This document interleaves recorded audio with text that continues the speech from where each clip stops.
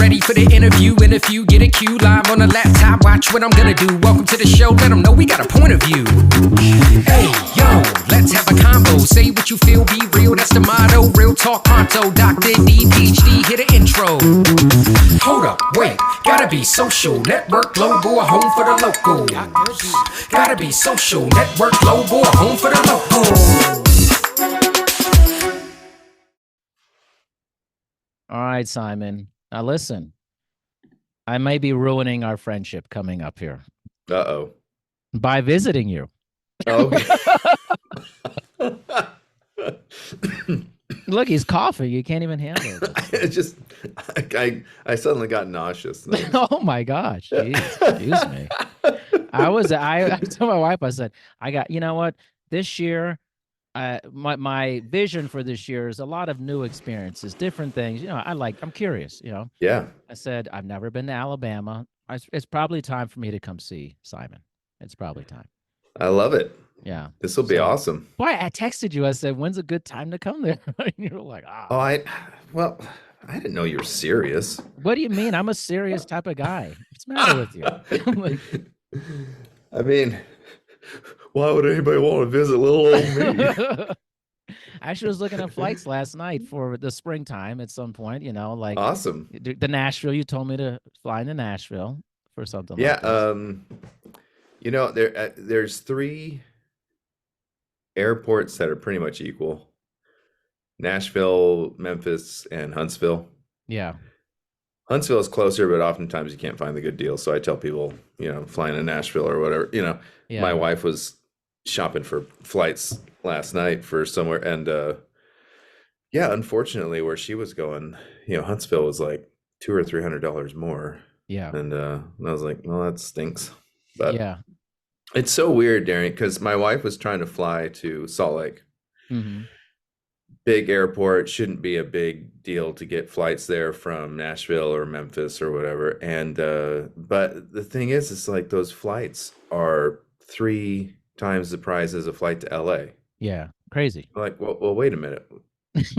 I'm going hundreds of miles further to get to LA, costing you that much more fuel and whatnot to get to LA. Yeah. Why is the ticket? I don't understand. I don't get it either. I don't understand airline math. Airline math is just whatever it needs to be to the airlines. That's called their math. Yeah. Well, it would be so exciting for you to get here and for us to just because honestly, I have not explored Nashville. I have not explored, you know, Memphis or anything like that. Sure. So it'd be cool for you to get here. We can just explore, you know, one of these places, and then, you know, show you the homestead, obviously, and hopefully Eeyore doesn't eat you. I'm not worried about that.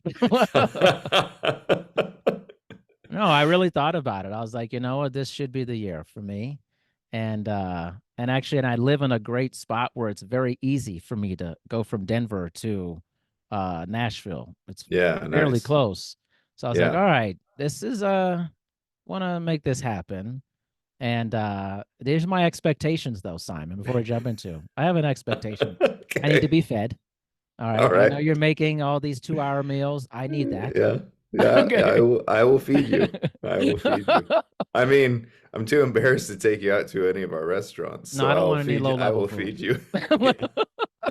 No, I used to live in a small town in Washington. I'm done with low-level food. Yeah, it's tough. It's really tough. Yeah. So, yeah, and you know we'll have some special times. Yeah. Listeners, we'll leave that up to the listeners' interpretation. Whatever you think it is, probably is not. But if it is, that's fine too. Yeah. Oh, I don't know why. I guess just having special times made me think of this. Did I send you a photo of a gift from a guy who I've become friends with, but he owns a edibles company. No. Yeah, so I go in there. So we use a couple of his products. Yeah.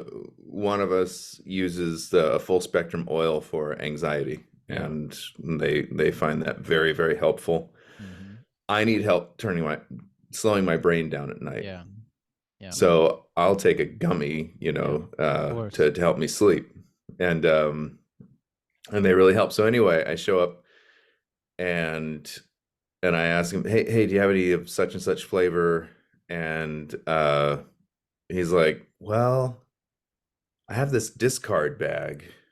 And he pulls out this big old Ziploc bag full of gummies that just didn't meet the criteria, the aesthetic criteria, Okay. Right? Yeah. They like, maybe they're at the edge of the thing or whatever, and so sure. Anyway, but like a huge full bag, it's got to be like $150 at least worth of gummies. Right.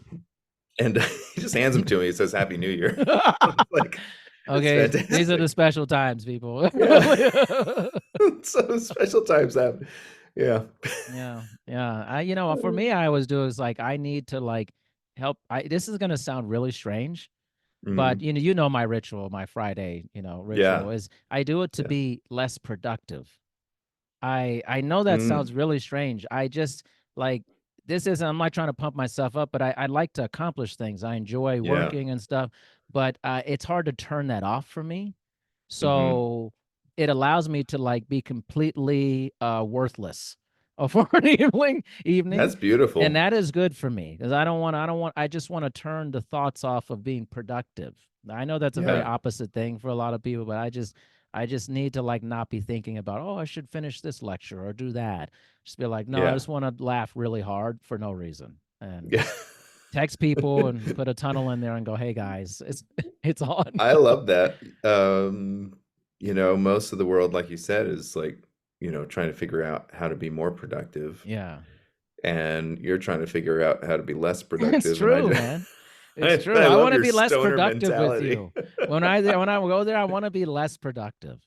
That's the best way to think. I mean, and eat. Yeah. Yeah. Like I have a very emotional relationship with food when I'm high. Like it's extremely deep.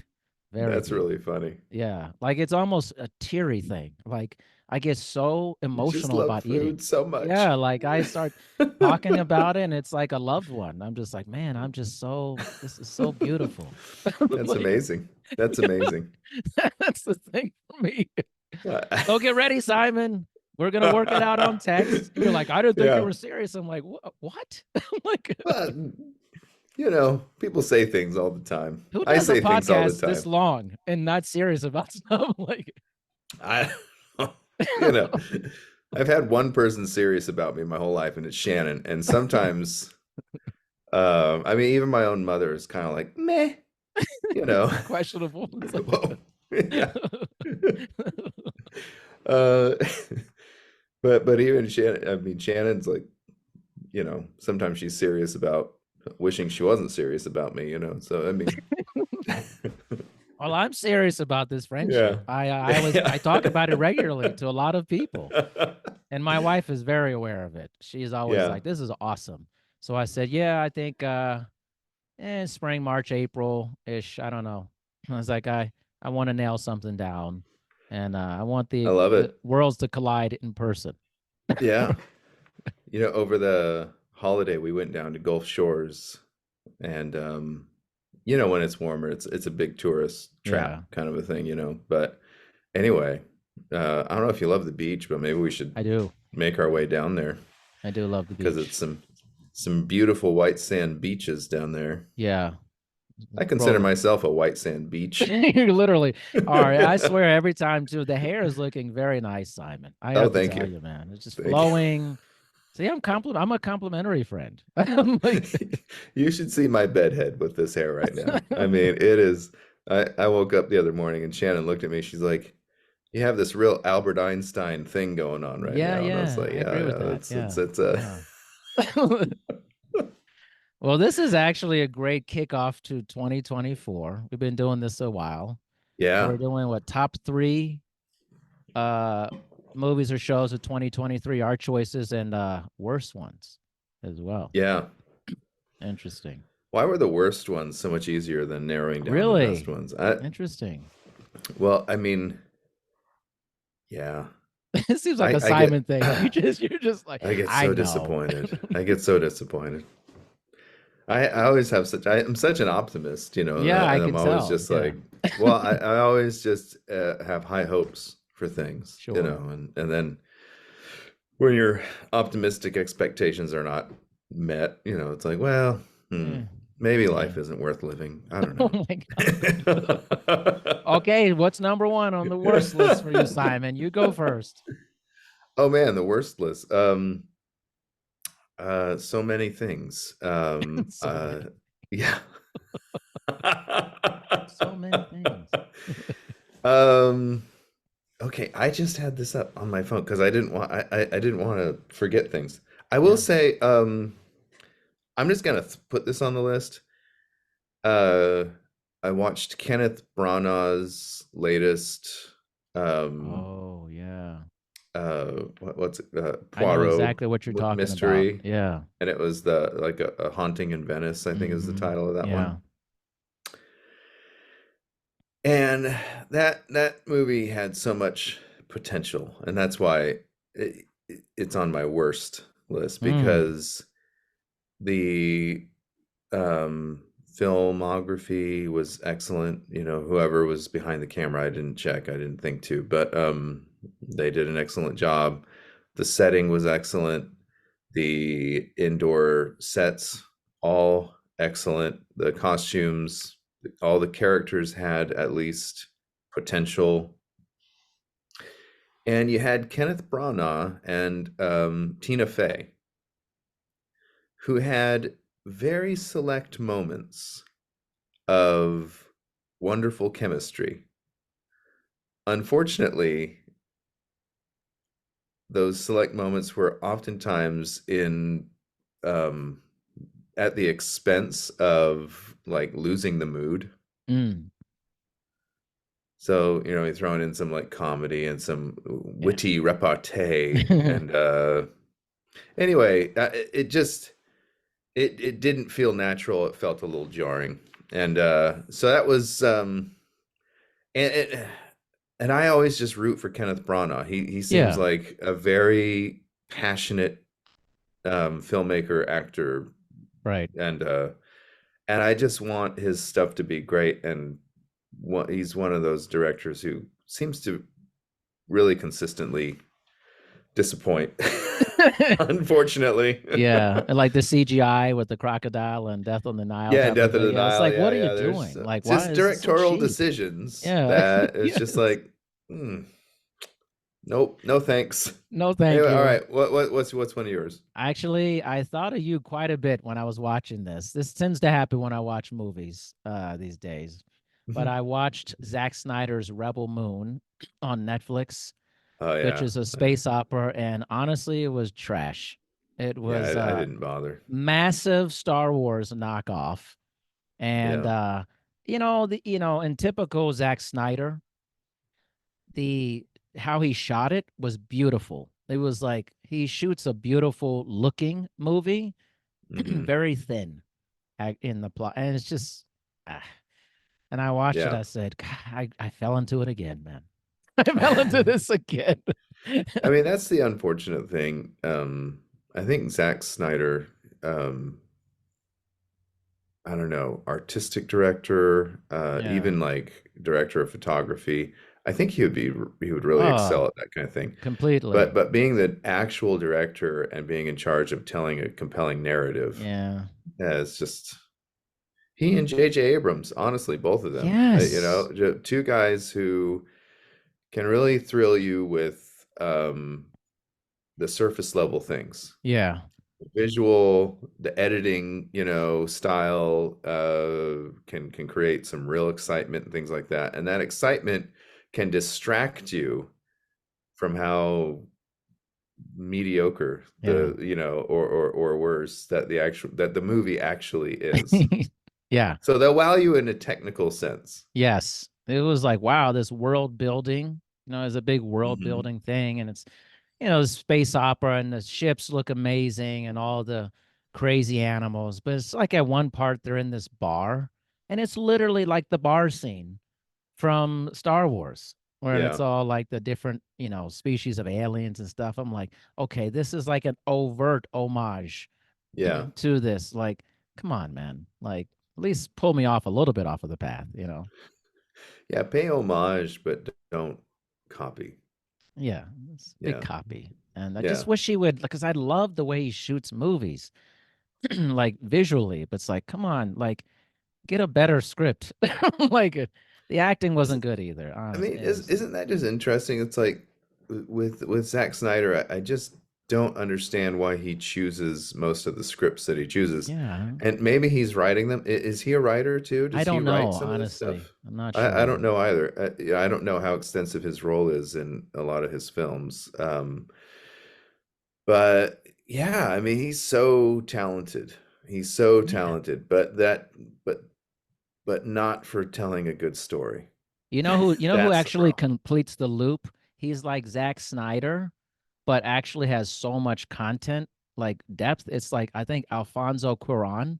He shoots a beautiful movie, but then Mm. also has so much depth with it, like Arrival and Gravity and all these things like that. There's so like it's beautiful and it's Yeah. substantial. You know, it's like Zack Yeah. Snyder. He's missing the part that actually makes the movie good. You know, it's like the actual movie part. Yeah.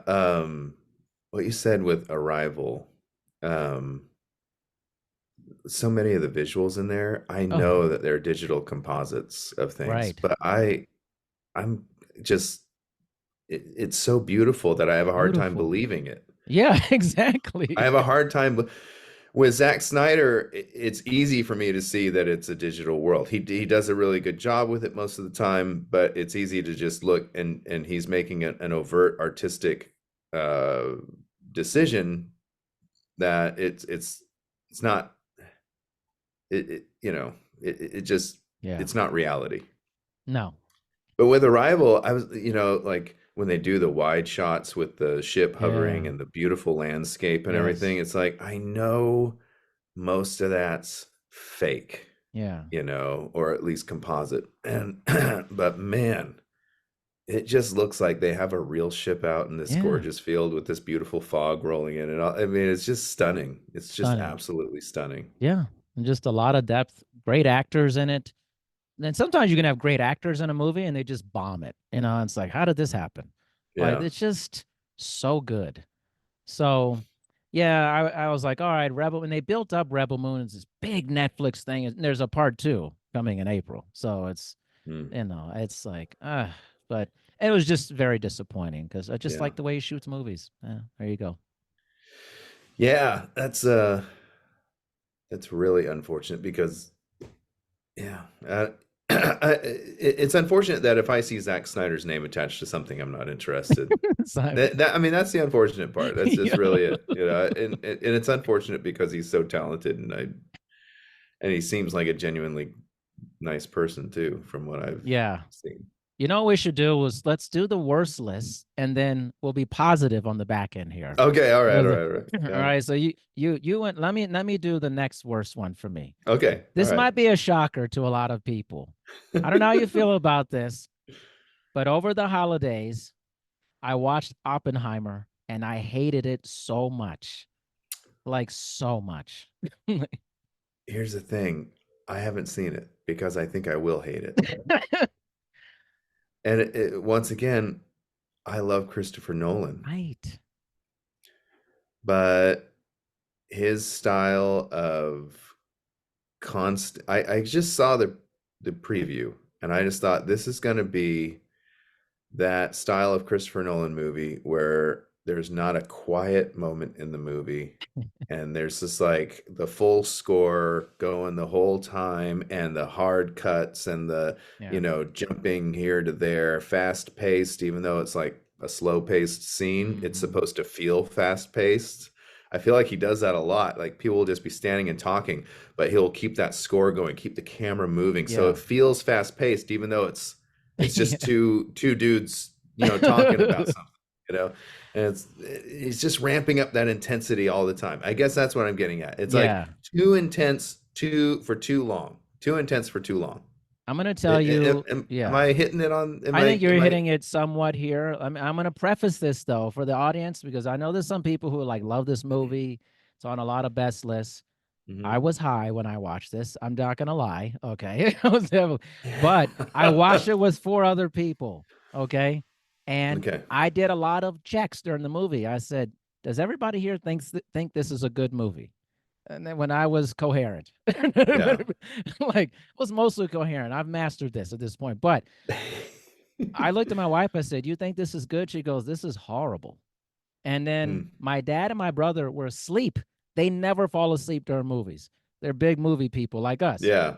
And my brother was like, "Man, it's just trash. I'm so disappointed." Like, and it was like, and Cillian Murphy's a great actor. There's a lot of Robert Downey Jr., great actor. They were cast. Boring. They were so boring in the movie. And it's just like so much about Oppenheimer, I get, but like I wanted to know more about like the actual bomb part and the whole thing. And it was not that much about that, honestly. Sorry, people. It just was boring. That's all I can tell you. It was super boring. Yeah, I'll go on the opposite side of that because it came out the same time and we had all the Barbenheimer memes going on. Yes. And here's how I have to preface this one.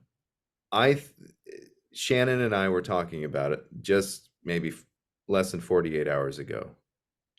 And here's what I said to Shannon about the Barbie movie. I said, with what they have to work with to make a movie about Barbie, I think they made the very best movie you can make with that. Totally true. And I was impressed with how much fun the movie was, with how it just felt like everybody who was involved in it just really bought into the concept. Yeah. And just had a lot of fun. Yes. And you can just, I love it when you can see joy coming off the screen. Yes. Like people who are making the movie are obviously having a great time. Yeah. And so I'm going to preface it with that and then just follow that up with come on, people, it wasn't very good.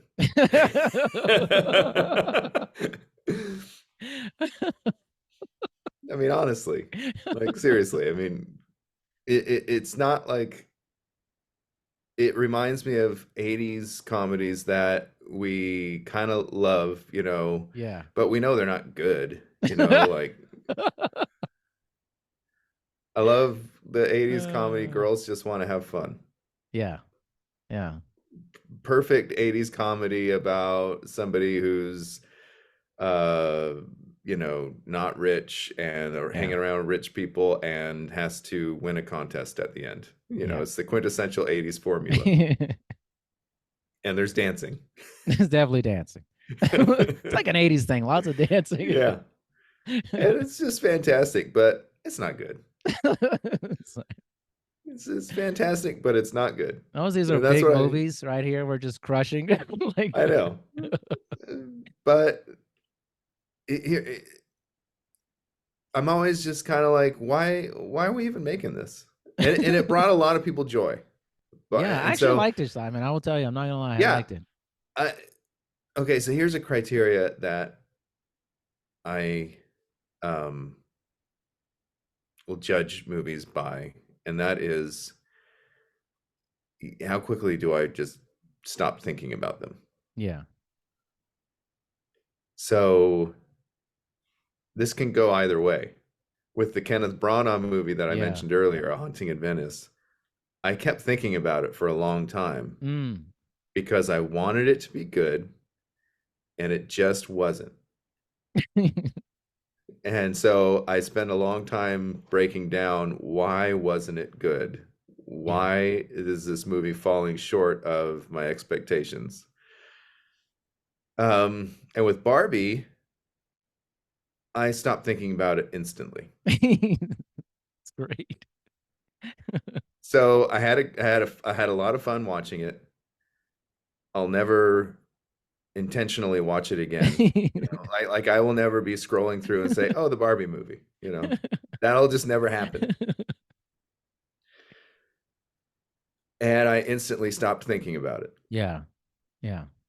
I love your criteria. There was just nothing to think about. It's very unique. Honestly, it's so unique. I love it. So it's amazing.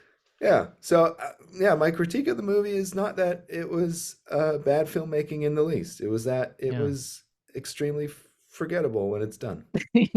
You know what's funny about the fun part is I did watch the like behind the scenes making of it, and you're right. Those people were literally dying laughing making the movie. Yeah. Behind the director, Greta Gerwig, I think she was having so much fun making that movie. I just thought that's fun that they enjoyed it, because I would imagine some of these movies are a real slog to get through. I would imagine, you know. Oh, I'm sure.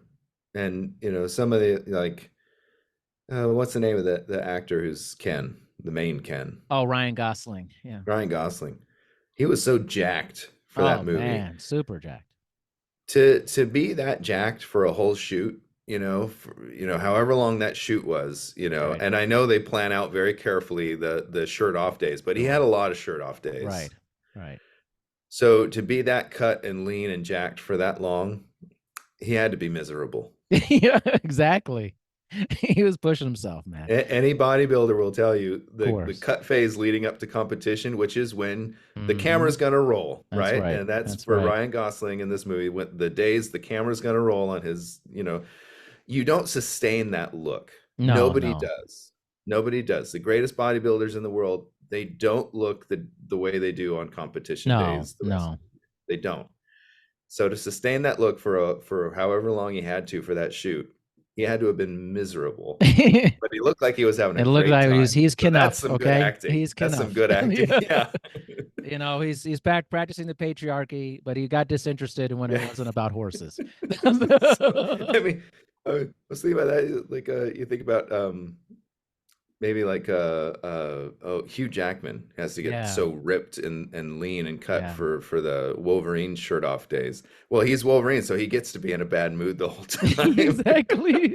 I watched an interview with him. He said it was horrible. It's just so much work involved, and you know, and he's on like those a days they dehydrate guy, themselves. You know, they stop drinking water for like 24 hours. I mean, they just feel miserable. Miserable. And then they set these unrealistic expectations for you know how a guy's physique should look, and it's like, sorry, but I mean, I'm sure he's in great shape the rest of the year, but he's not in that shape. No. In fact, he says he's a big dance. You know, he's a Broadway guy. He dances a lot, does a lot of musicals. That's kind of his thing, is dancing.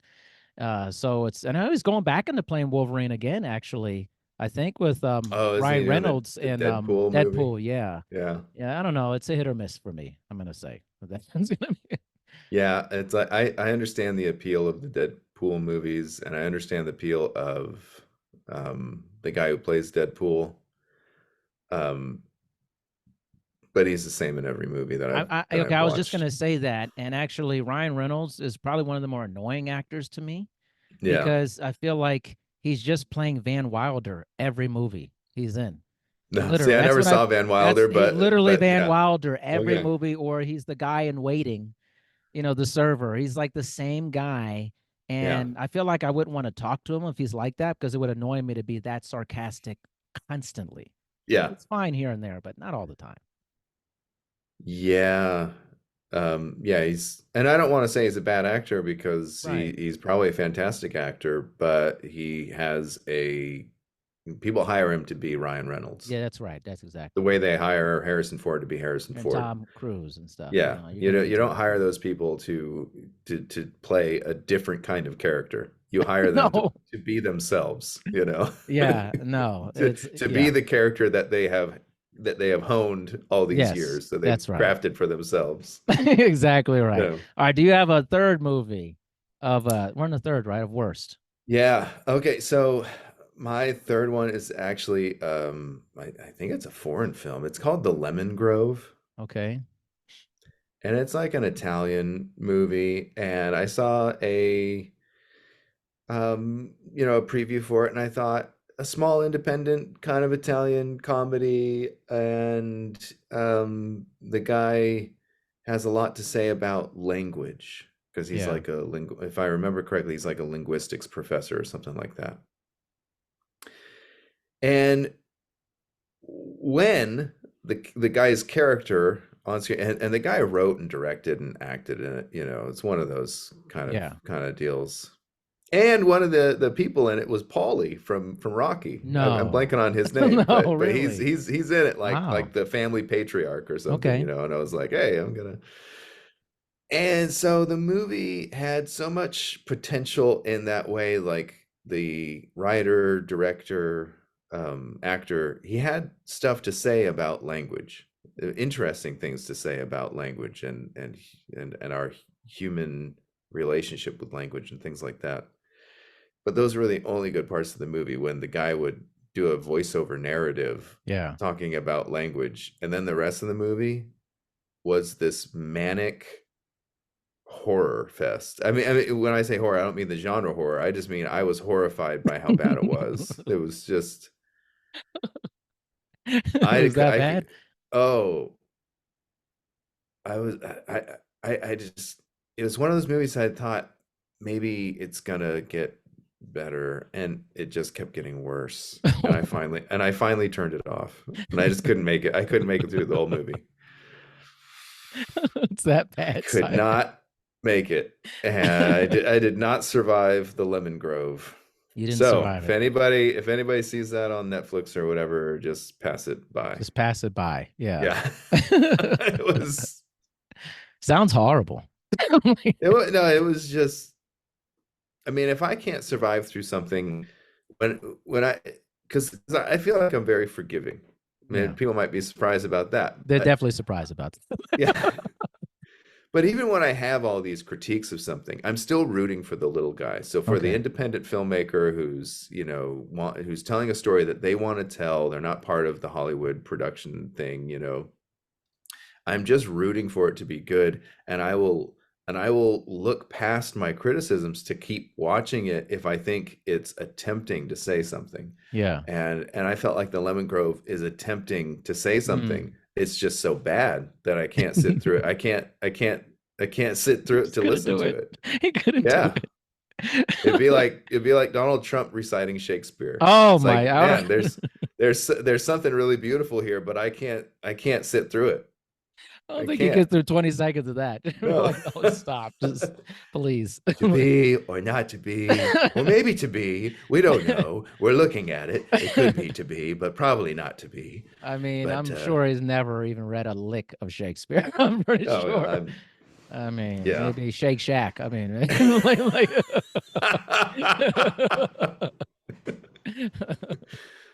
All right, what's yours? Oh, it's a bad one, man. I saved a great one for being bad. And actually, I'm not sure a lot of people have seen this.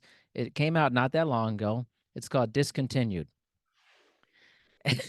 I wanted to like this movie so bad because it's kind of the premise is that this main character, this basically a college-age woman, is very not happy with her life. She's working a terrible job. She's just very unhappy. And she's like, what's this all about? And she gets a message that reality is actually a simulation, and that the creators of the simulation have decided to pull the plug in a week. But now everyone finds out through their own personal sentient AI that this is just a simulation. And I'm thinking in my mind, this could be pretty good. Yeah, it's actually I like this premise. This premise. So everybody's losing their mind. What are they going to do? They have a week left in the simulation. Blah blah blah. And the acting is so bad.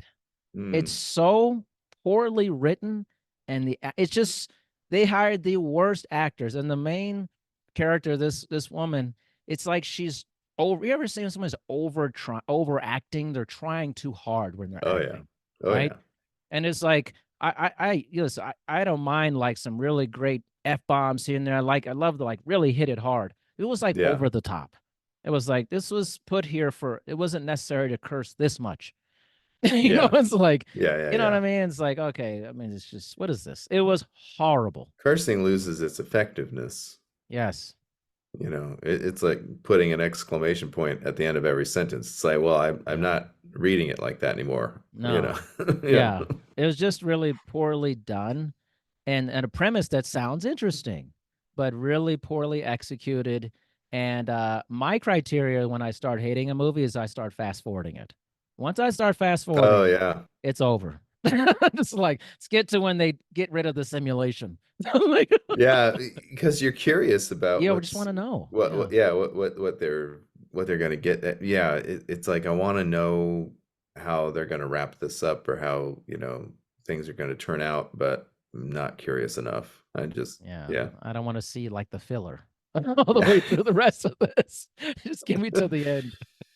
Yeah, you feel like you bought the album because of the single you heard on the radio, and then you find out the rest of the album's crap. It had one good song on the whole album.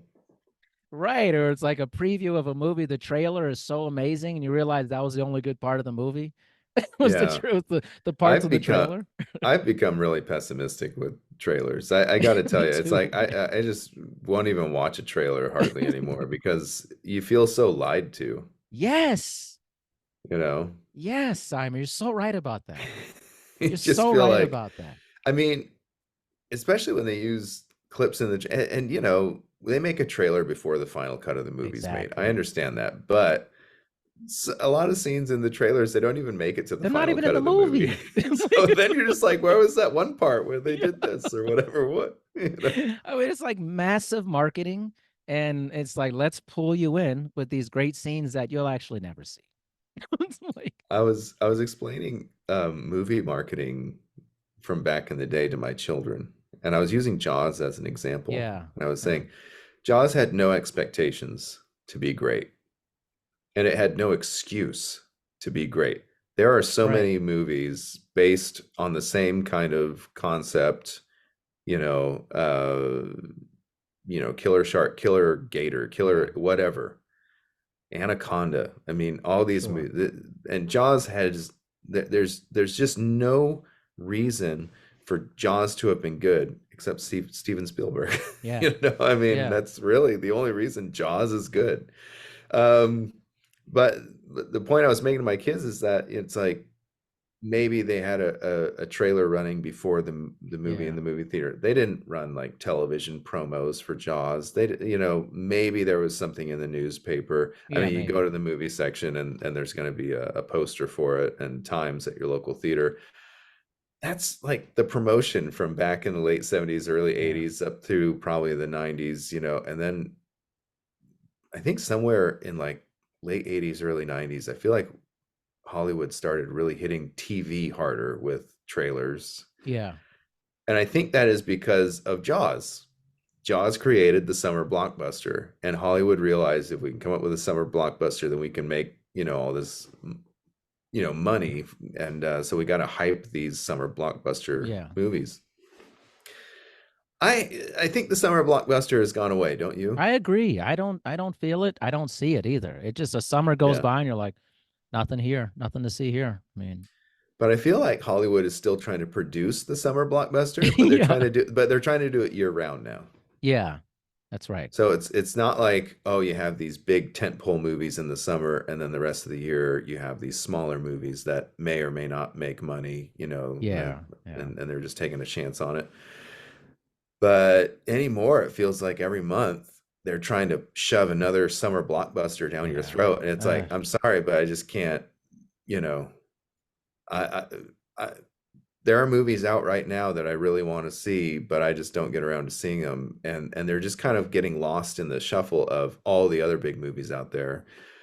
One movie I want to see and I just haven't made time for is that Godzilla 01, the Japanese one. Oh, yeah. I know what you're talking about. Yeah. I've just heard nothing but great things about it, that it actually has a story, that actually has that's good. characters you care about, that it's not an American Godzilla movie in the least, or previous, Japanese Godzilla movies where it's just so ridiculous and silly. But it seems to actually be a movie with an awesome message and using Godzilla in an interesting way instead of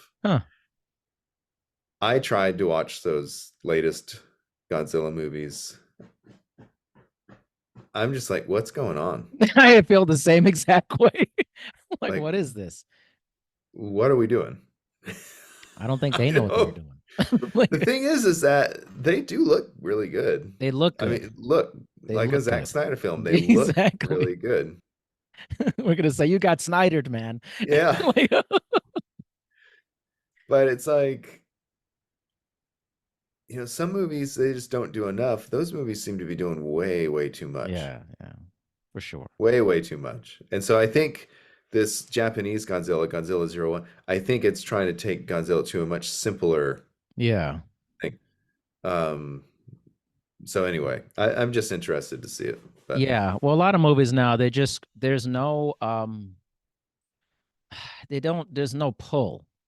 Like there's no pull to go see it. Like I used to be a big movie theater person. Like I'm talking every week I was going to movie theaters. I just don't go anymore. It's not because of the pandemic and the stuff in the past. It's just that like I don't feel the pull. Like I need to feel like pull me towards the theater to go see this big screen experience. And I think the other thing is just that the scarcity of that is gone because you could just see it pretty quickly through a streaming platform. It goes on demand in like a month. Whereas like when we were growing up, I mean, it was a long journey to see that thing at home. Oh gosh, it was a long journey, man. You're waiting in the months theaters, and months after it was over. Once it left the theaters, you were done for a long time. Well, the theaters have to see that it's worth the distribution effort. Back then. Back then. Yeah. Now with digital distribution, it's nothing. Yeah. Back then you're replicating VHS tapes, millions of copies of these things. And if you're going to make that investment, you have to know that the movie did well. That's right. And then you have to start, plans for the production of the VHS and all that kind of stuff. And so it's this long, arduous process back then to get things. But yeah, there was that anticipation. Oh, I can't wait. And there was such a disappointment when I missed seeing something in the theater that I wanted to back then. Now it's kind of like, oh, well, I can just rent it, on Amazon. Well, this is a large problem, I think, with society. This is kind of a big, larger life issue, is that we've many times over-optimized society in developed countries where there's a sweet spot, but I think we always jump over the sweet spot for convenience. And I'm a sucker for convenience. It's not like I'm on my high horse here. It's like I like convenience like anyone. Oh, absolutely. But there's a sweet spot where it's like, what if you could stay in that spot and really you would have better quality? And I just think, I'm not sure studios care about that. It's just money. Just want to make money. It doesn't even matter if it's good. Just make money, But from what I've heard, it's backfired on them too. Like it has. They're making these huge $200-300 million movies, and they're just not able to recoup their investments on these things. It's like, well, when you oversaturate the market with, every month there's multiple of these $300 million, $300 million, things, and it's just like, I'm sorry, but there's for me to spend $15 just on my ticket. Yeah. Like you said, there's got to be something about it. They're just like, oh, I have to see that. I have to see this. Yeah. But yeah, there's really not any of that. There's none of that. Not much anyway. Not much. Not much. Yeah. Well, this is good. So let's talk about what's good from 2023. We've bashed enough. Yeah. It's time for the best of 2023. Top 3. Yeah. Do you want me to go first? You go first, Simon. Okay. Let's get this. I'm going to go with something that I am that I started in 2023, but I haven't finished yet, and that is the latest series of Fargo. Oh, okay. I am really enjoying it. Okay. So I'm about halfway through it or whatever, and man,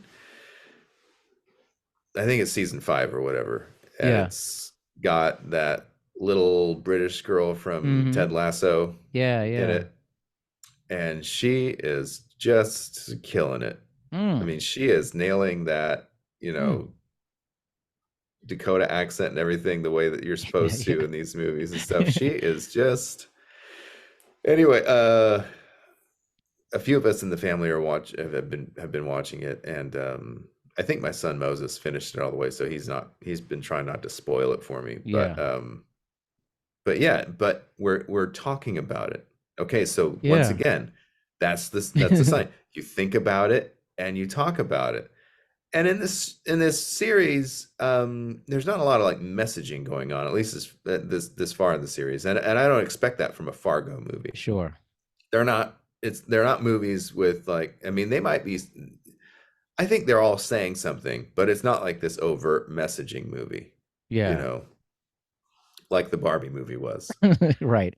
And what, that is not a critique of it, by the way. Like, I am not against a movie with a really strong message, that a movie that really wants to say something. I am all for it. But if I forget it quickly, yeah, that's the only problem. If I forget it so quickly. So anyway, this Fargo series, I'll tell you my favorite things about them. I love it when they, especially in a series, so it's a longer run, when you can keep an aesthetic and a consistency of that aesthetic the entire time. You have characters who don't feel like they're important when you first meet them, but now all of a sudden they're main characters, and you're growing with them and you're learning about them as you go. And there's some obvious stuff in this latest thing of Fargo about Christian nationalism and those kind of types, like militia mentalities and things like that. But it's not, at least so far, it hasn't been a bunch of guys like wearing MAGA hats and talking about Donald Trump. And I just really appreciate that it's meant to be a timeless type of series, you know what I mean? Yeah. Where it's like, you can watch this 20 years from now, at least from how I'm watching it, and you don't need cultural context, and you don't need a bunch of guys talking about very specific things that are happening right now in our society. No, you don't need that. What you have is people talking about more timeless issues, and that Christian nationalism, while it's, at least so far, is not portrayed in a good light, and I wouldn't expect that from the showrunners. It also is not, they're not made into like cartoons, it's taken seriously. It's taken seriously. Yeah. And they're not just a bunch of idiots. Yeah. Oh, interesting. So, very interesting. I like that. See, that's going to pull me towards watching that. I'm going to go, okay, I have to check that out, because that sounds really amazing, actually. That's good. So yeah, that's a series that I've just really enjoyed. All right, what's your first one? I think mine are going to be very off the wall. All of mine. Most of them will be off the wall. My really excellent show that I watched this year came out of left field for me, and it's an anime-based series. That makes it very different. It's called Scavenger's Reign, and it's on HBO Max. It just kind of popped up on Max during the year, and I was like, what is this? And actually the reason I ended up watching it is because someone sent me an article about it. This is like really groundbreaking sci-fi for anime. I was like, oh, I'm a sucker for sci-fi and blah, blah, blah. As I started watching, I was like, this is unbelievable. Basically, the premise is that this ship, the Demeter, the spaceship, crash lands on this planet. I can't remember the planet, Vespa or something like that, but it's this exotic, beautiful, incredibly dangerous planet that these people survive, or have to try to survive and get back to the ship, which they've brought down to the planet to try to escape the planet. And for an anime, there's so many deep conversations that happens with the dialogue is excellent. It's excellent for an anime. It's incredible. I was like, wow, this is so much depth about, you're on an alien planet, but they never talk about aliens. They never talk about, oh, well, this space travel and the mechanics of space travel. It's all about like surviving this planet, which is so beautiful, but it's also so dangerous. And they talk a lot about kind of the cycle of living and dying and going through their lives and what their lives have meant and all this. And then it's just really strange and very psychedelic all at the same time. It's like all my favorite stuff. That's awesome. It sounds incredible. Oh, man. And it's just like their journey to get back to the ship and the hardship they face. And then each of the characters is going through something very existential. And it's beautifully shot like a Zack Snyder movie, just anime, but it has the depth of a really well-written movie or show for that in anime format. It's mind-blowing. I loved every second of it. I thought this is like 10 episodes. And it just really pulled me in the entire time. I said, wow, this is and it actually pulled me towards wanting to find more anime like that, which when it's my turn again, a next one I have is also an anime because of that for the year. And I said, man, somebody's doing something in this space that's incredible. So I highly recommend it on HBO Max. It just came out maybe like a couple months ago. And it's just really beautiful. Check that out. Yeah, it's Simon, I think you'd like it. But I also felt compelled to watch it too because I love ambient swim on HBO Max just for mood, music, and visuals. Okay. And it's a very like psychedelic, like techno, psychedelic, ambient, ethereal music and with videos.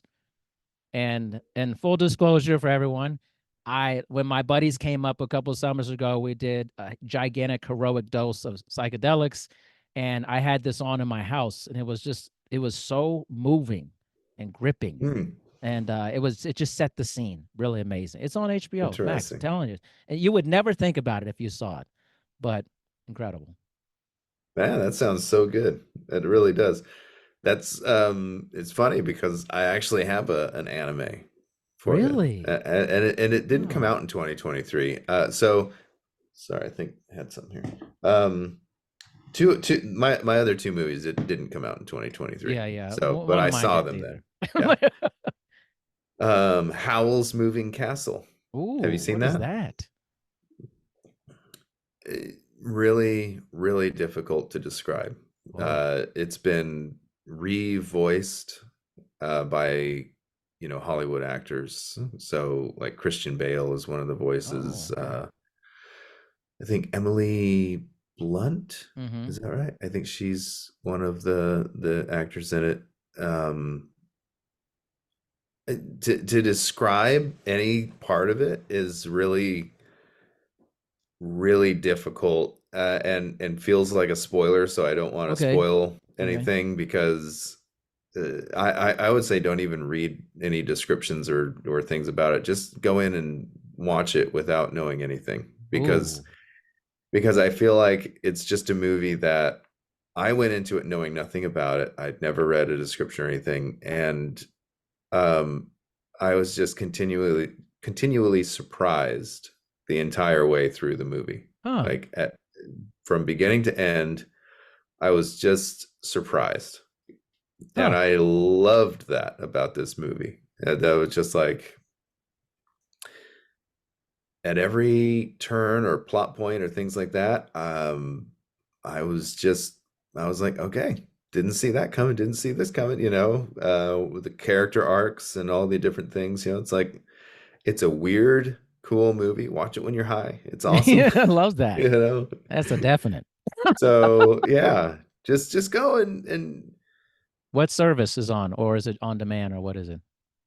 I think we watched it on Amazon, but I can't remember if we rented it or not. So we tend to just rent everything on Amazon. Is it a series? If we can't find it. No, it's actually just a movie? One movie. It's just a movie. But yeah, it's so good. So good. Wow. I mean, this is very mysterious, Simon. I mean, you gave nothing. You literally gave nothing. I want people to have, that experience I had. And to the point of the trailers, like sometimes, you might start watching a trailer. It's like, stop. You're giving me too much. Yeah. It's like, I don't want to see the whole movie. Yeah. I want to go in the movie and I want to experience it for the first time watching it. I don't want to experience the whole movie in a 3-minute long trailer and then go see the movie and be like, yeah, I mean, the trailer was better because it did the same thing. It just took less time. It's like, all the good parts were in the trailer, so it's like, Wow. So anyway, I love going into something blind That's how I went into some of my favorite things like Midnight Mass. I went into Yeah, completely same blind. here. Yeah. I didn't read anything about it. I had no idea what it was You're about. right about that. Yeah, same for me with that. Yeah. And I just love that experience. I love it. Yeah. All right, my this is an anime deal here. All My right. next one is Pantheon. Did not come out in Pantheon. 2023. This is a special show. This is special. I will give away, so I will give the premise away for it. I was referred to this because of Scavenger's Ring, actually, on a Reddit board. Crazy. And it said, if you like Scavenger's Reign, you will love Pantheon. So I said, oh, I gotta check this out. It was very difficult to find, but Amazon Prime, you have to rent it. And then season 2, you can't even rent it. I'm not gonna lie, I used a VPN to watch season 2. There you go. Hey, I had that's to what they're figure there out I for. needed this. The pull was strong. I needed to watch season 2. That's but awesome. Essentially, it's about this family who this mother and a daughter, and they lose their husband. He has a terminal disease, and he works for this company called Logarithms, where they are experimenting with UI, uploaded intelligence, so uploading consciousness into the cloud, the internet, whole thing. That's the premise, and it's very emotional. It's very deep, and there's just a lot of questions of what does it mean to be human, and what happens. How do you remain a human being if you live inside a computer? That's it. And it's just a lot of stuff, a lot of issues, the government, the religion, family, how you stay connected to your humanity when you're in digital form, all these things, power, corruption, lying, secrecy. It's just amazing. And the anime is extremely well done. Visually, it's beautiful, but the questions they ask are very compelling. And I find myself thinking about those questions. A big question, immortality. What would it mean if you were a virtual god? I mean, it's big. A lot of big questions. Yeah. Interesting, man. Sounds really good. It's so good. one of the things you just said reminded me of on New Year's Eve. I'm in the kitchen and I'm making our New Year's Eve dinner, and I made beef carnita street tacos, basically, and for everybody else, and I made myself. Sure, yeah. Enchiladas, bean and cheese enchiladas. Sure. But anyway, I'm sitting in, I'm in the kitchen doing all that, and Rainbow comes in and she's just sitting in there and we're just chatting, and I turn to her and I say, okay, Rainbow, you are the goddess of the entire world, but you can only give humanity one commandment, just one. What do you tell them? And she thought for a second, and then she said,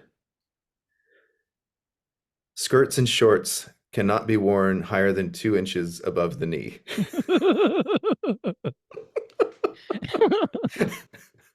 Okay. I died laughing. I mean, she was doing a joke, right? Yeah. But I thought that was the most brilliant thing. I thought that was the most brilliant takedown of like the warped emphasis on the wrong thing that we have with like religion and what religion so oftentimes claims God cares about. Yeah. I thought that was, and I don't think she wasn't trying to, make any commentary with that joke. She just thought it would be funny. But man, that was the best commentary on that kind of stuff, that I was like, that was perfect. And I was in tears. I was laughing so hard. It's great. That's a different answer, that's for sure. Alternative answer there. I love that. Oh, man. These are big questions though out there. It cracks me up. I'm a big question guy. Like I find myself being pulled towards the bigger the question, the more depth it has, the more meaning it has. I would like to understand that and try to like grapple with it. Yes. Any movie or show that does that for me, I'm totally in. I'm totally in. I mean, I like stuff blowing up too here and there, but like if I really like want to love a movie, it's got to have a lot of meat to it for me. If I just want to turn my mind off, whatever, you know what I mean? Like, yeah, yeah. Some movies are like that. They're just popcorn, whatever. And they're not meant to be. They're not trying to be anything more than that. Right. But they'll never be my greatest hits. They're just something for whatever, like when I'm high, it's very difficult for me to watch something that I need to pay attention to a lot. Which is I'm not really trying to watch something super moving when I'm high. but I if I want to like really zero in and really love it, it's gotta challenge me personally. I want to feel that challenge personally. So I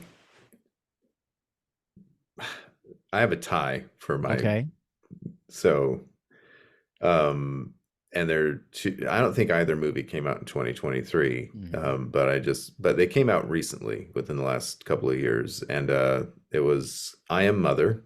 Yeah. And it was Everything Everywhere All at Once. Oh man, love that movie. I gave those a tie because I think I've been thinking about them both, so much. Yeah. And because they're movies that do what you're talking about, they ask big, big, big questions. But they do so in such an entertaining way. And Everything Everywhere All at Once was another one of those movies that I thought I basically knew what it was about, but it surprised me the whole way through.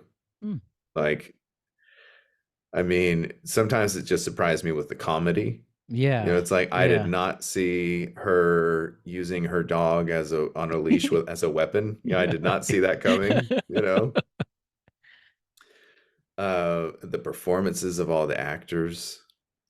I thought they were some of the best. I mean, it was excellent. I know they won a bunch of Oscars for that, and I don't know exactly who all won what awards for that movie, but everybody in it was worthy. Everybody in it was giving such an amazing performance, and Michelle Yeoh has been one of my favorite actresses for decades. For a long time, man. Like a really long time. She's been hitting it hard.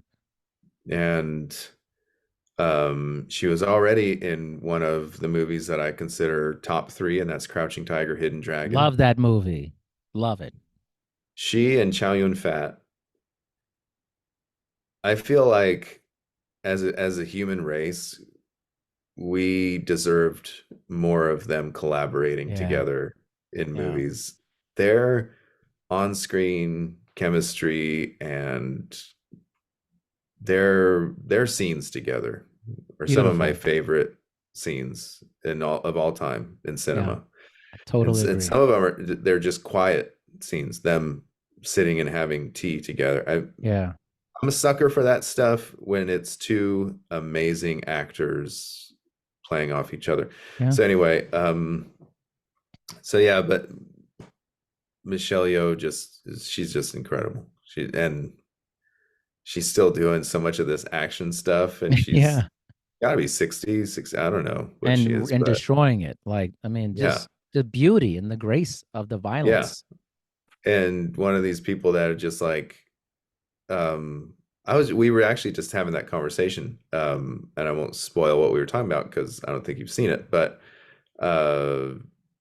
we were talking about how it's fine in a superhero movie when you have like 100-pound woman overpowering a 250-pound man, but it's not, when a movie is trying to suck me in with some kind of realism, and they have one of these super petite women just beating up a bunch of guys that are twice their size.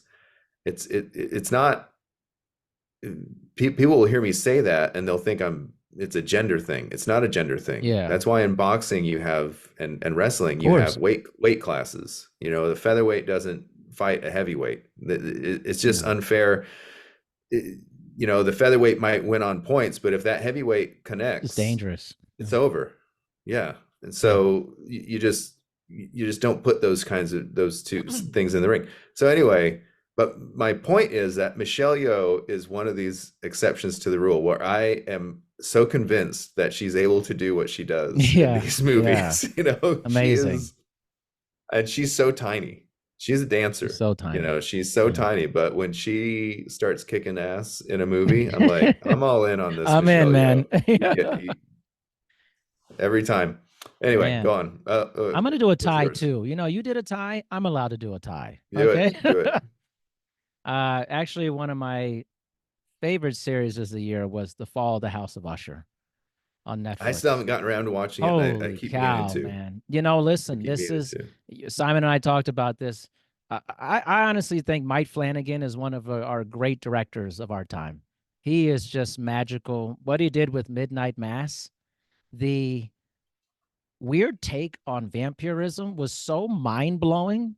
Yeah. Because it wasn't really about it. It was crazy. This guy knows how to create horror and substance and incredible dialogue. And like the dialogue in a Mike Flanagan series is like 8 billion times up most dialogue. And it is so deep. Like even like, and before I get to Fall of House Usher and Midnight Mass, that scene where the lady and the guy are talking about God and existence and what happens after you die on the couch. And stuff. This is one of the best scenes I've ever seen talking about that. It has so much depth. It's so emotional. It's incredible. But Fall of the House of Usher is very similar. And if I could interrupt you just real quick, one of my favorite things about that scene is that though the people in the conversation, they do not agree. Their worldview, their view of what happens after death and things like that, they don't agree, but they're not arguing. Correct. They're presenting and I always just think, why don't we have more scenes like that in movies? Why don't we have more scenes like that in real life where we are just, I mean, I can't tell you how many times people have been upset with me for just stating something that is, I mean, how many times have people have been upset with me for quoting the Bible, when they're Christian and they think the Bible is, you know, infallible. And I'm just like, and then I'll quote it and they're mad at me. It's like, well, you just don't believe. It's like, well, I don't believe what you're saying because the Bible says otherwise. But no, I don't believe what you're saying. That's I mean, but you know, I mean, you can accuse me of whatever you want, but so anyway, I just feel like why can't we just have a conversation?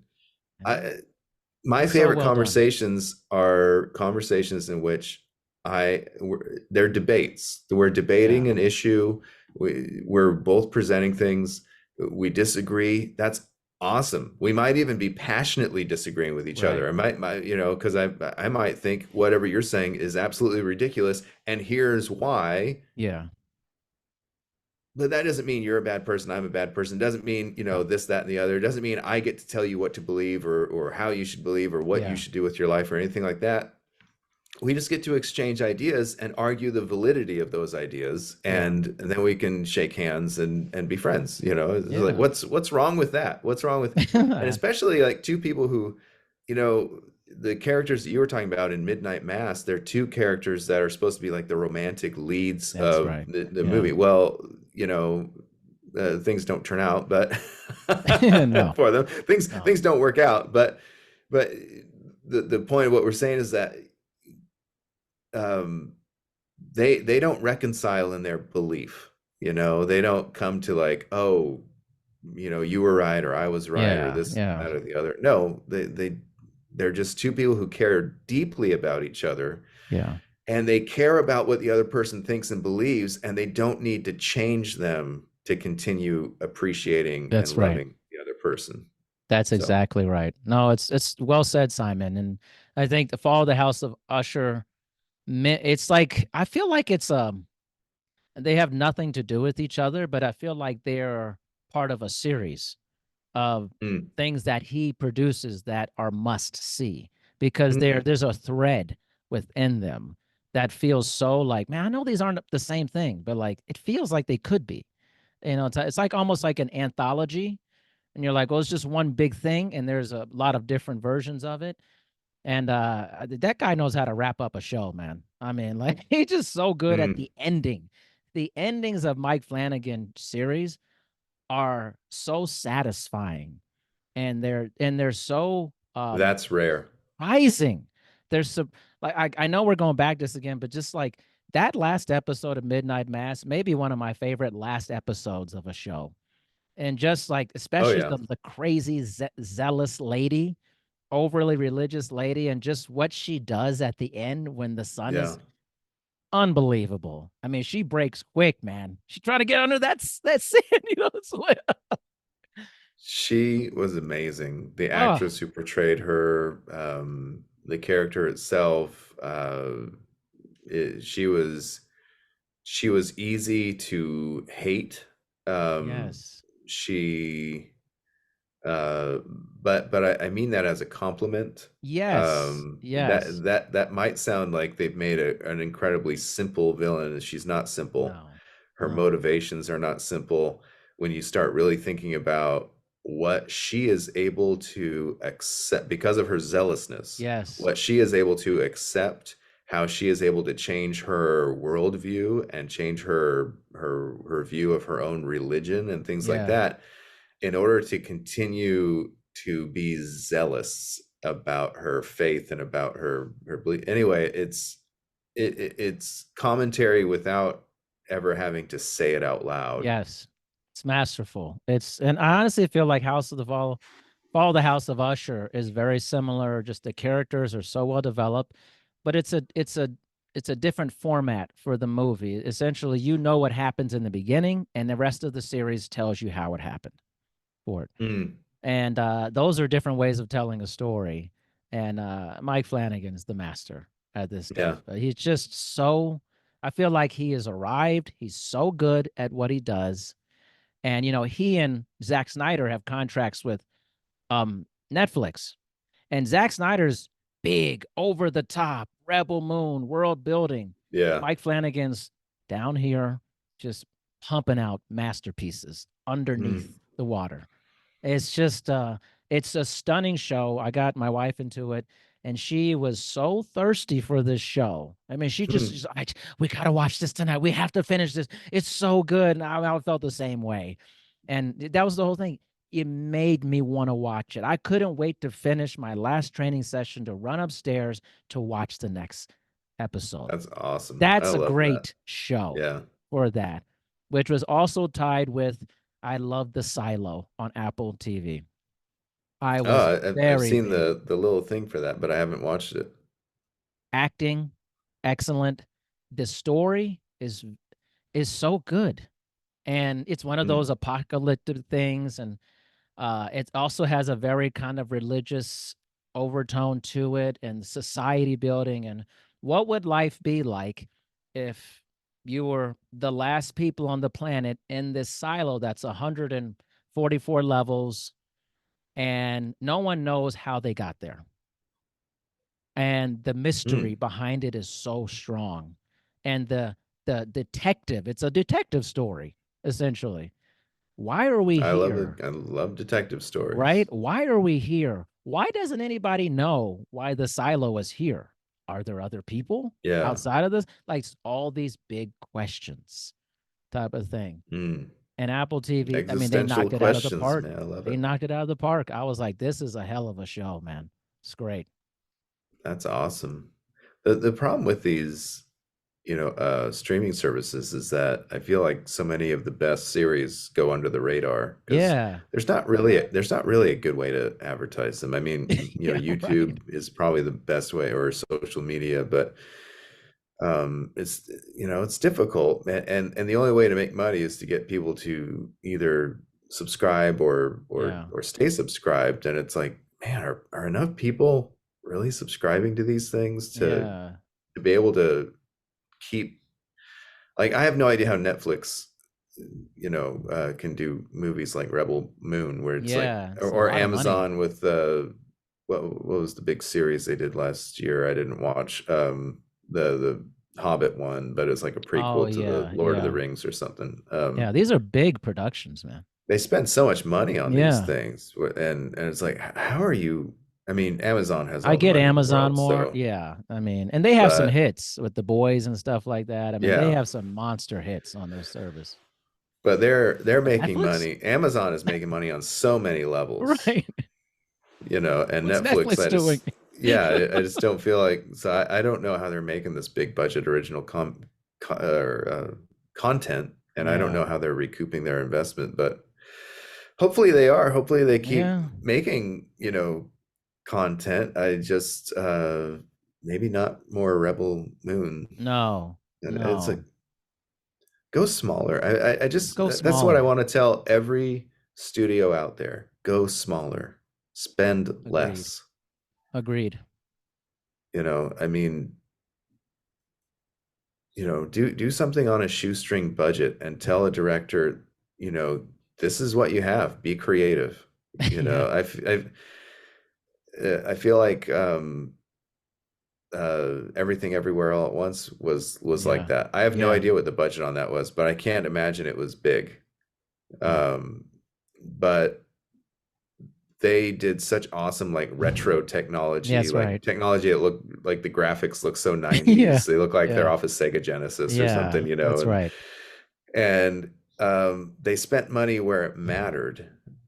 And then they said, you know, for other stuff, they're just like, yeah, we don't need this. I mean, let's do the whole movie practically, you know, within this IRS building, you know, and a laundromat. These are two places that don't require, you know, huge expensive sets, you know, but they are real sets, which is much appreciated in an effects heavy movie like that. To have real sets is just so nice. Yeah. To feel like people are actually interacting with their space instead of, you know, interacting with a laser pointer is so nice. And they made all the right choices, like that Raccoon-a-Tooie or something like that. Yeah. I was laughing so hard about that because I'm sure a lot of people felt like this. I thought that was a throwaway joke, and everything in that movie was like that. Everything I thought was just a throwaway would never come back, came back. Yeah. And it was, and not in a forced way, but in a way that was so entertaining and so surprising, and just like, oh my gosh, you took this throwaway joke and you made something brilliant and meaningful with it. Most definitely. You're I mean, totally just right. The everything bagel at the center of everything the story. Bagel, It's just like this throwaway gag. Yeah. Oh, it's an everything bagel. Oh, I mean, in lesser hands, that would have been so dumb. Yeah. Totally it would have been so stupid, and there would have been this kind of like the kind of acting where they're kind of almost winking at the camera because we all know it's dumb.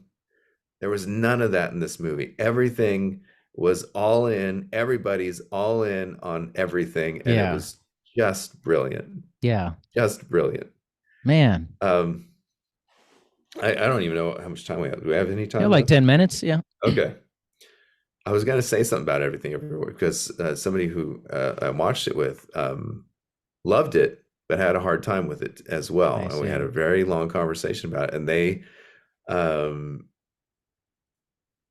they felt kind of attacked because they felt like they were the Michelle Yeoh character. And they were just like, and they felt like the movie was telling the Michelle Yeoh character that she has to act or be like more like everybody else and that she's wrong. It's like, man, I just don't agree with that assessment. I feel like she was told that she is much more than what she thinks she is. Right. And that she's the hero of the story, but she incorporates things. And everybody else, I mean, I cried so many times in that movie. Great movie, man. I mean, Beautiful. Just tearing up constantly and then cracking up and then tearing up and then cracking up. It's a great ride, man. It's a movie where you have villains, but they're not villains. You have, I mean, everybody has a character arc. Everybody grows. I mean, there are just kind of like henchmen type people in it, don't get me wrong.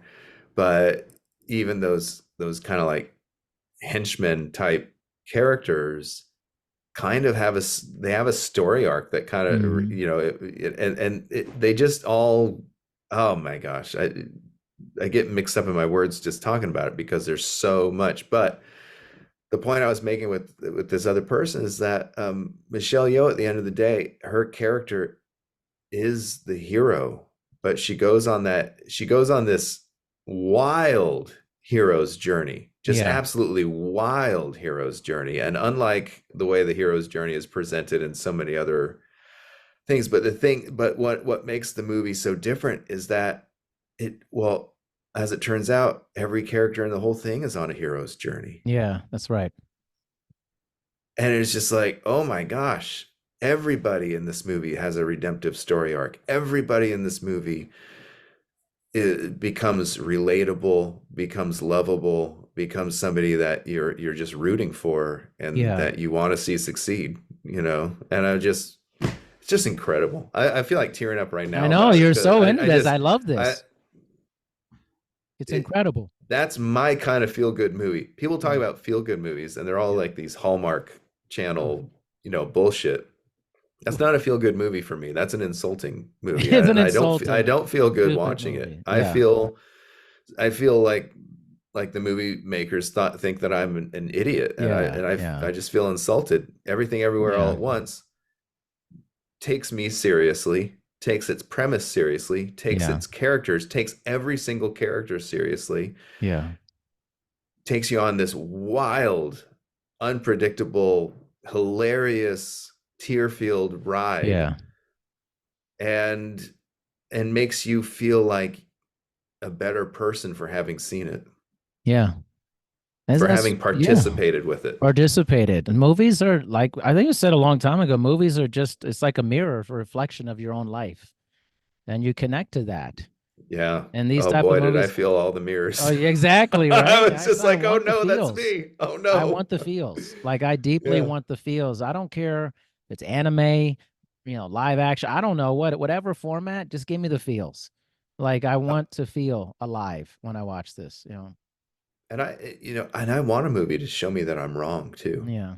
Isn't that a beautiful feeling when a movie teaches you something and you realize you were definitely wrong about something and you're just like, wow, I think I was wrong about that, and I have to view my life differently now. And I have to view the lives of other people. I think that's actually probably even more important. I view the lives of other people differently now because I realize so often, I mean, going back to the point of how everybody in that movie has a redemptive story arc. Yeah. Just view everybody in your life like that. I mean, that's the difficult thing. And it's the thing that I forget all the time, to forget that every single person around me is on their own hero's journey. And sometimes they're the bad guys. Like in my life, particularly, you know, I might view them, it's like, you're the bad guy. Mm-hmm. But I'm not seeing the journey they're on. That's right. It actually, Simon, I think we've talked too much. We have a very similar mind. Like our mind is like melding. It's some mind transfer happening. You know, I was telling Michelle the other day, I was like, isn't it amazing? Like right now, all this humanity is colliding with each other all over the planet. All these different people's lives are intersecting, or this person's going there, they're driving here, this person's experiencing unbelievable joy. At the same time, someone in the world, many people in the world are experiencing gut-wrenching just pain and suffering. And all this humanity is just colliding and exploding every second, every moment of the day. And we're part of this incredible life. And I was like, and I said, and she asked me, what's your kind of vision for 2024? Is like to understand that more. It's just to be a part of the people and to realize that every person I run into and every experience, I don't know what's actually happening in their existence.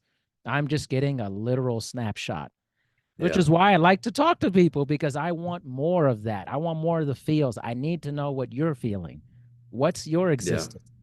And I can't have a good idea of your existence if I'm not in it on some level.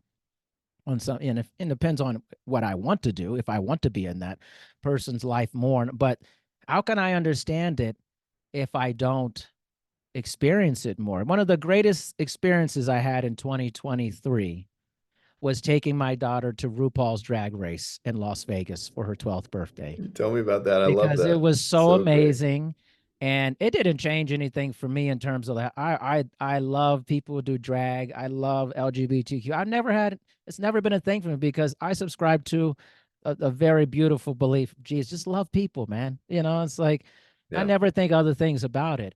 But to see the joy of all these people in there of watching this show and then looking around the room and seeing a lot of people who on the outside you would think would never go to a show like that, who were from Tennessee, Indiana, Alabama, Oklahoma, because they asked people where they're from. They're like, oh, this is the real existence for this. Yeah. Not the garbage that's being told out there. There may be some of that, but listen, some dude in Central Arkansas loving RuPaul. I promise you. Yeah. You just can't be like that in Arkansas, or Oklahoma, which is so sad to me. Or that. It is sad. When somebody tells you can't be who you feel you are, it's the saddest. It's so sad. It's the saddest thing.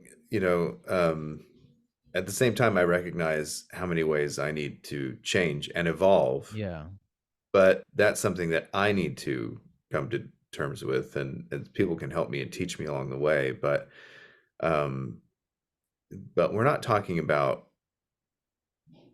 our, personal ethics and things like that. We're talking about identity, which has nothing. People mix that up. Right. They think that identity has something to do with ethics, and it's like, no. If you identify as Republican, Christian, atheist, LGBTQ plus, anything in that range or anything outside of that, that has yet to be defined or quantified, then that is not a judgment on your ethics or morality. And I apologize about my dog. No, it's okay. How loud that is. He's actually just excited that one of my kids just came home, but that's awesome. From where he's just barking because he loves so much. Yeah. Yes, it's deep. I wanted to add just one thing to what you were saying, which I love your thing for 2024 experience. Experience with other people, get deep, go deep, and do these things. And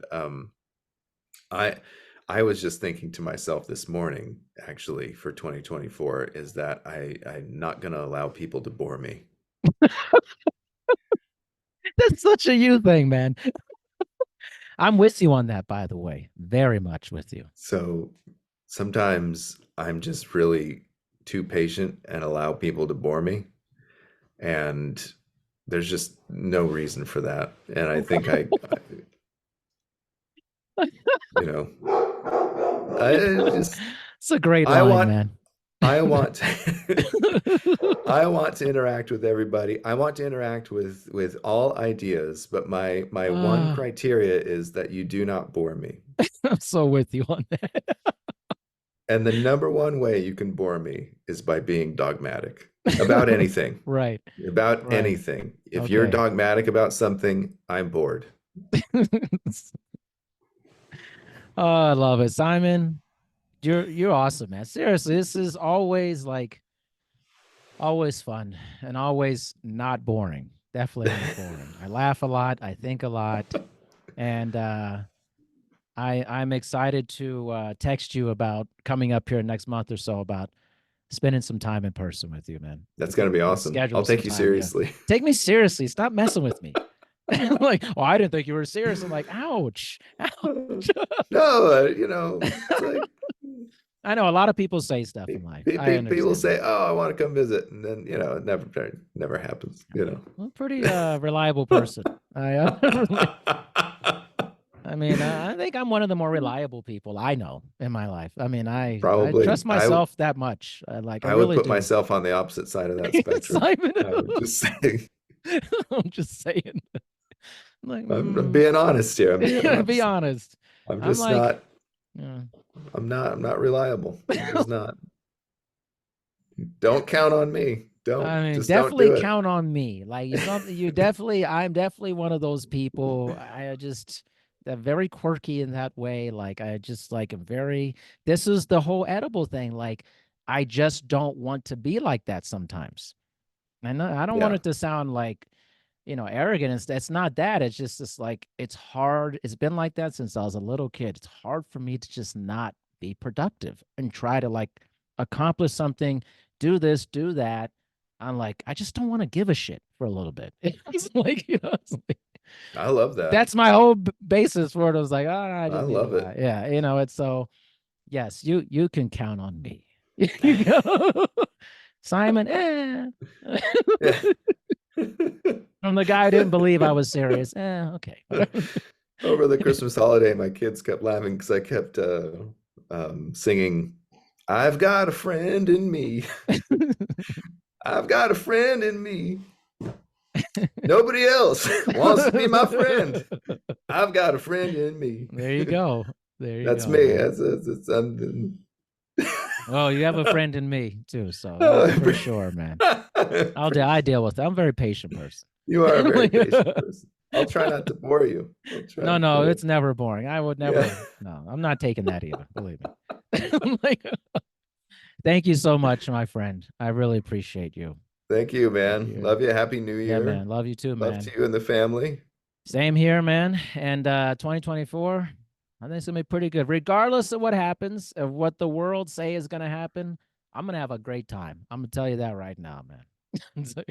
We're gonna die laughing. It could be, man. All right, man. Thank you so much. All right.